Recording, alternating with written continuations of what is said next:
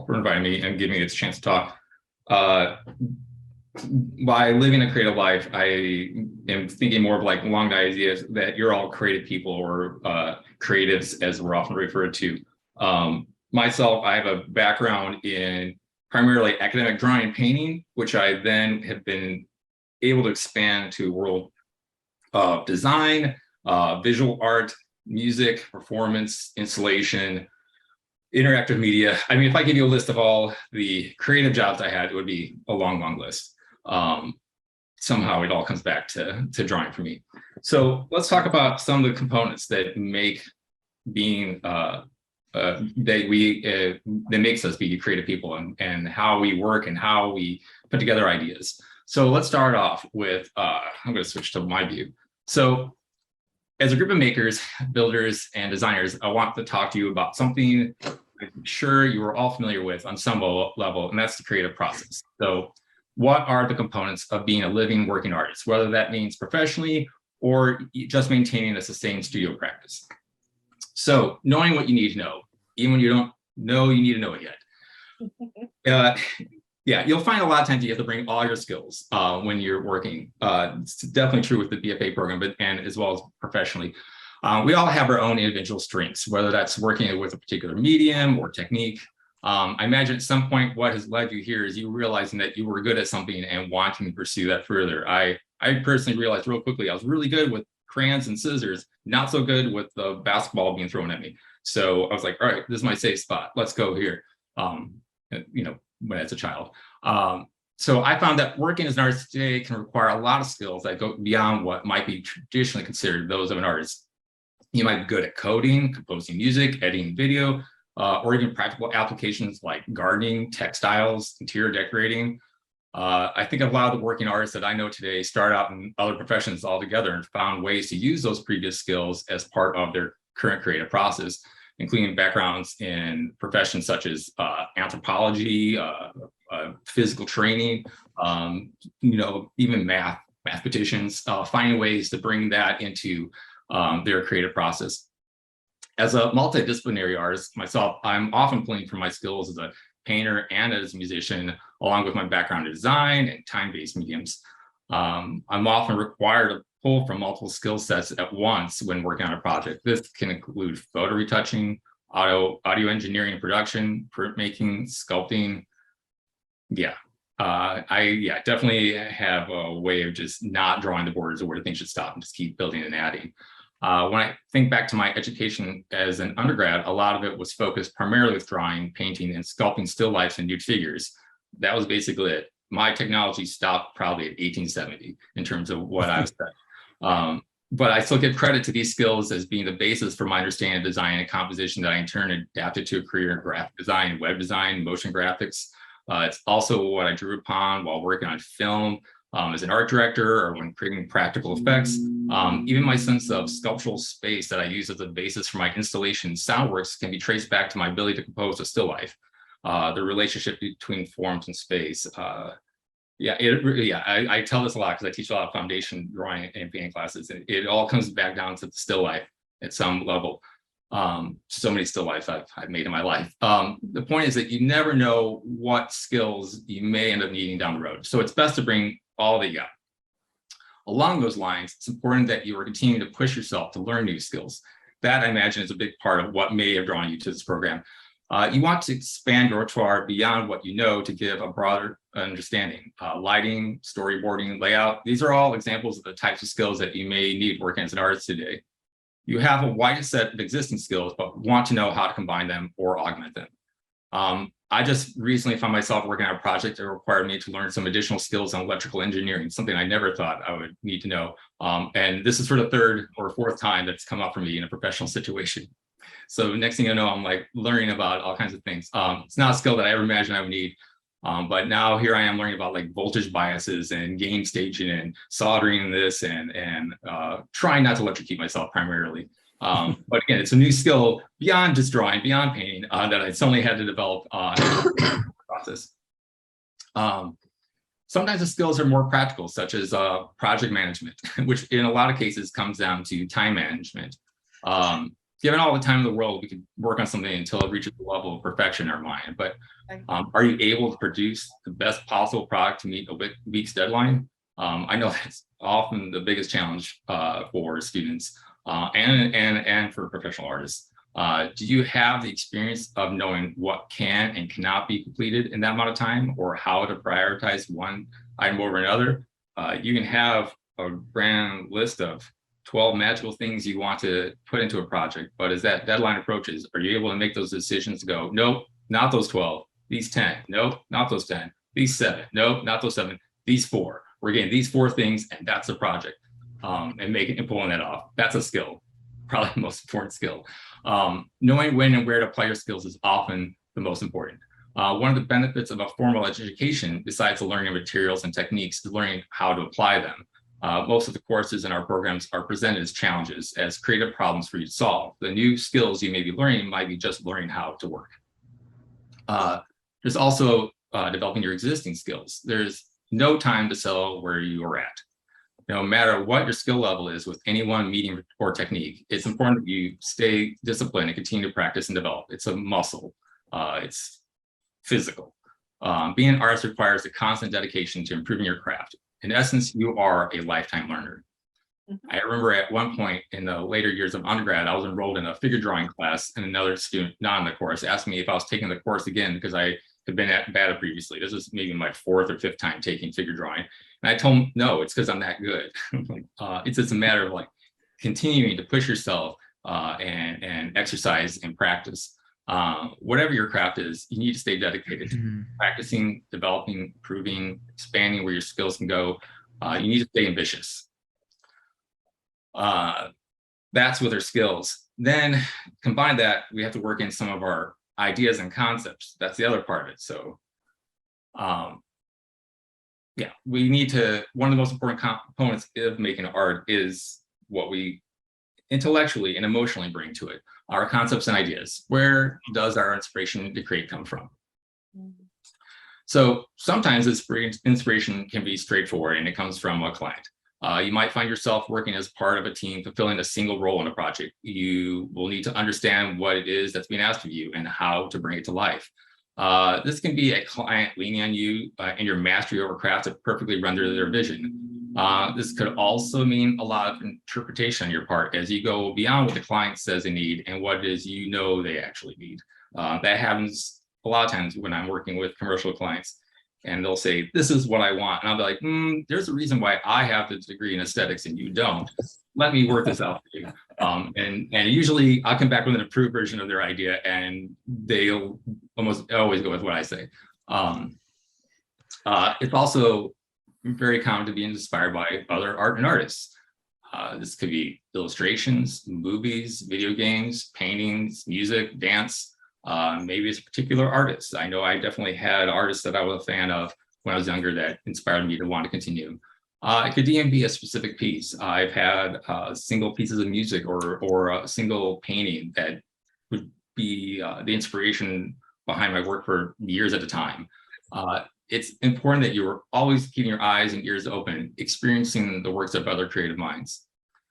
I encourage all of my students to visit museums, galleries, and if need be, seek out art and culture and find different things to inspire you.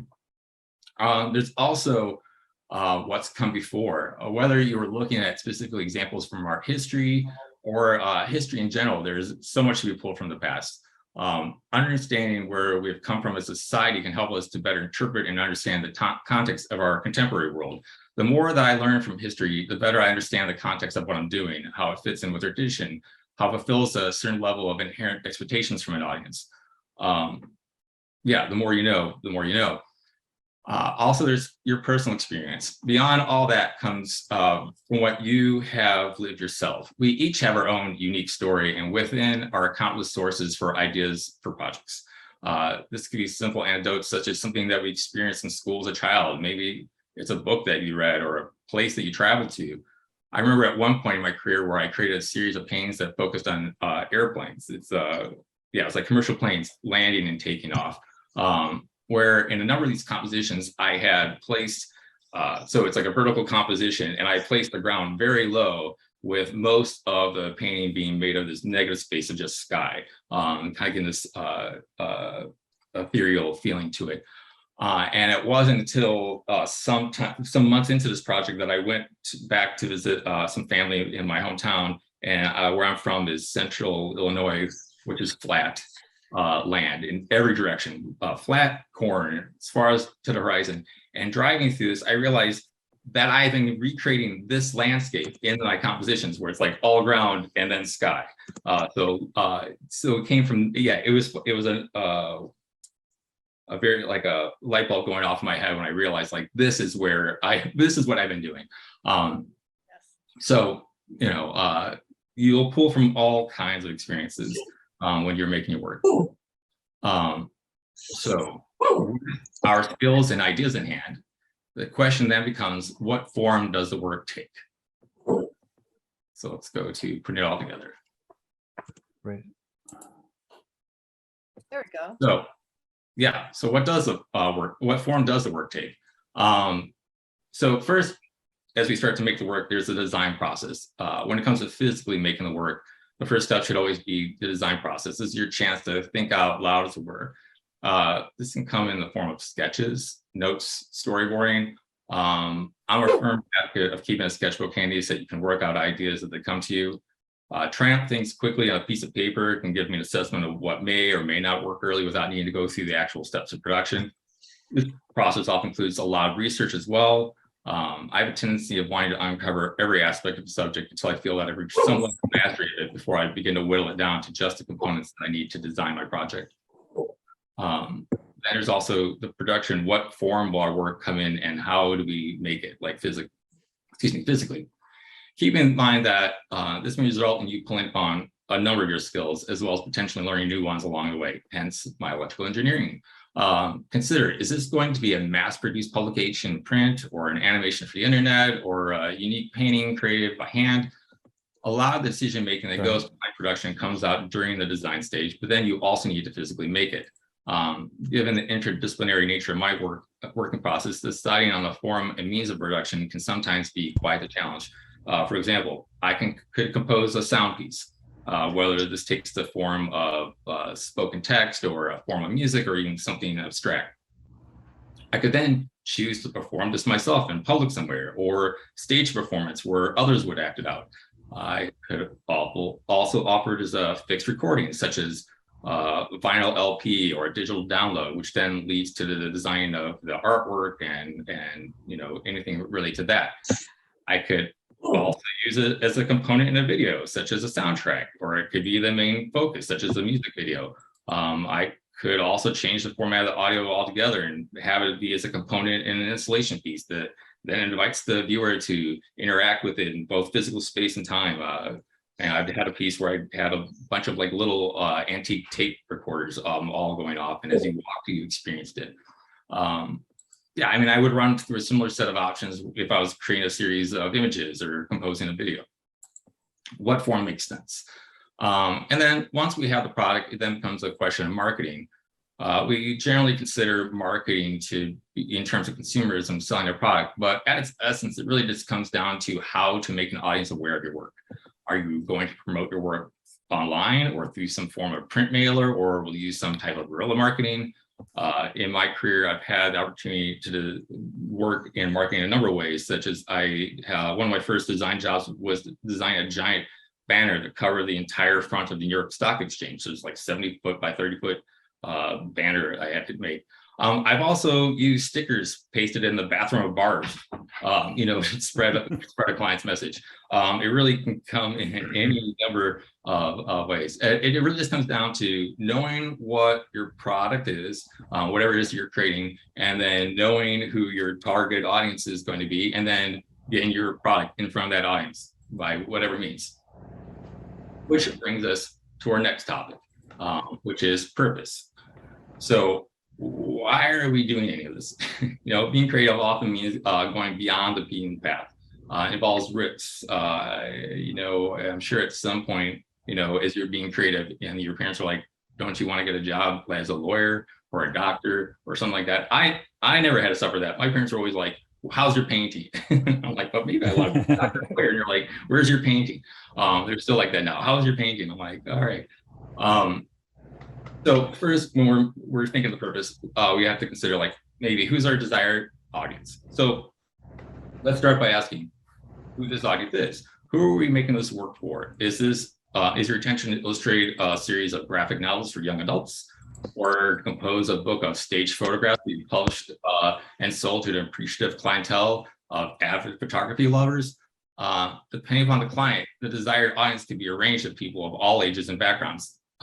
So to this, it becomes important to do your research to know best who they are, what their interests are, what type of places they go, what other types of art or products they consume. Maybe the audience is something more personal. You could be creating something for a family member or friend. The audience can be yourself. The vast majority of the creative work I do is often just for myself. I do a lot of experimenting for one. I also put together work simply because I like it. The studio practice of just making work, whether it ends up meant to be physically brought to the world or just left in the studio, is a reminder for myself. I have my own private collection of paintings I've done through the years that I have just for me. They don't fit into any particular series or any particular show, but they're ones I have that I just did to see if I could. And I think that's important. Also, what is the desired effect? Think about what is the desired effect you're wanting to have with your audience? Is it to inform, entertain, inspire? What types of feelings are you hoping to conjure in the minds and hearts of your audience? This alone could dictate a lot of the design processes. Whatever method you use, you'll be asking yourself whether it will or won't create the effect in your audience that you're going for. And probably most importantly, how does it answer your individual needs of self-expression? This goes beyond simply making work with yourself as a desired audience. I'm referring more to the drive we all have as creatives, as makers, to make. We want to test ourselves to see what we can accomplish. There's something in us that needs to come out.